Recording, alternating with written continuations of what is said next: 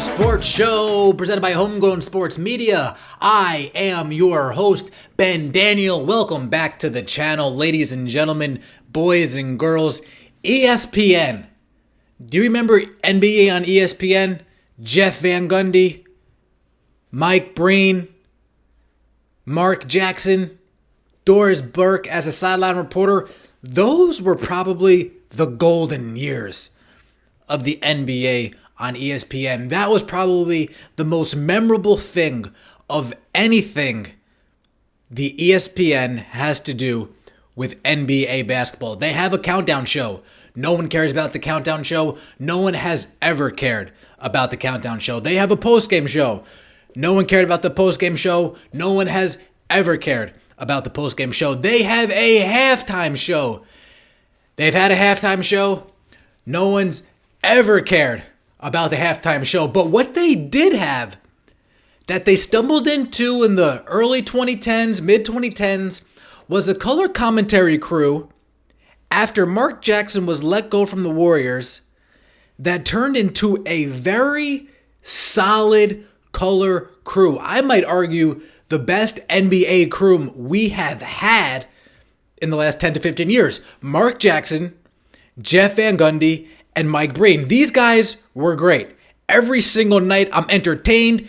Jeff Van Gundy's doing a great job calling it how he sees it. The officiating is garbage. He's saying the officiating is garbage. The plays are bad. He's going to say the plays are bad. The coaching is bad. The coaching is bad. The product is bad. The product is bad.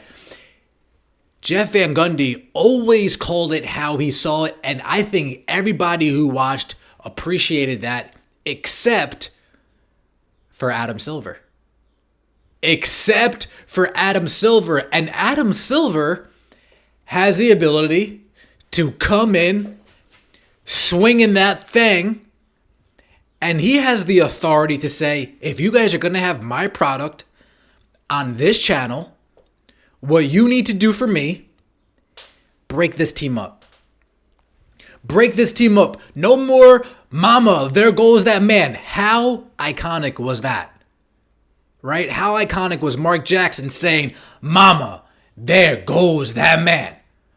Mama, that's a bad man.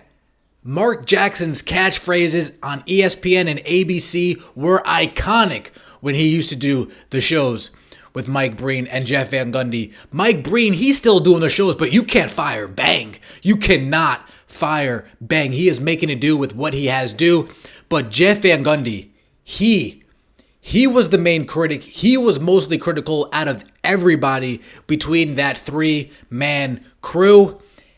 And reports are slowly trickling out that maybe the NBA didn't say, get him out of here, but they slowly dropped some breadcrumbs for ESPN to eat on up to finally get the picture and say, hey, break this thing up, get this guy out of here.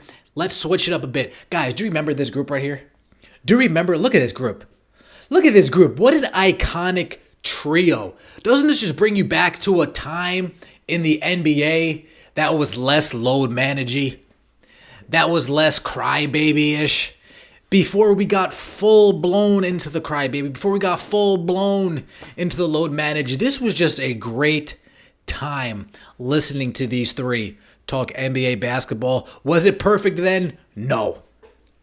Was the NBA already getting worse at this point? Yes. But that was more towards the tail end. When Mark Jackson first left the Warriors and joined this crew, 2014, 15, 16, 17, 18, up until the bubble, this crew, along with the NBA product, was some of the entertaining that it's been since Kobe left us. Retired, I meant. Reports are coming out saying that, hey, NBA is not happy. NBA didn't appreciate what Jeff Van Gundy did. The NBA reportedly didn't appreciate Jeff Van Gundy's criticism of the league's officiating and complained about it to ESPN per Andrew Marchand. Though the NBA did not like Van Gundy's criticism of his officiating and complained about it to ESPN, there is no proof that the league ordered his banishment. One concern ESPN had, according to executives briefed on their decision-making, was that Van Gundy would jump back into coaching, which he had flirted with for years. Clearly, That was wrong intel, as he was fired, let go, and he hasn't dunked back into coaching since. There's been numerous coaching jobs since. The Lakers job, the Suns job, it didn't take him. The Sixers job, the Nets job, didn't take it. So what's really the issue? I think the first half is more likely.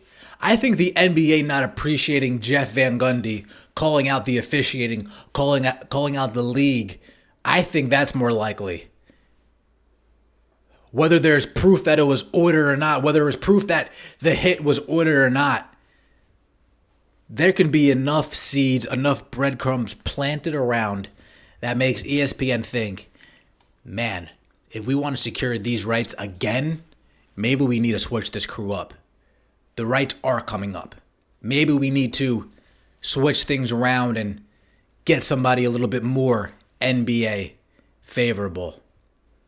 Insert Doris Burke. Insert JJ Redick. This is the sports show presented by Homegrown Sports Media, and I am Ben Daniel telling you, appreciate you for stopping by. Have a good day.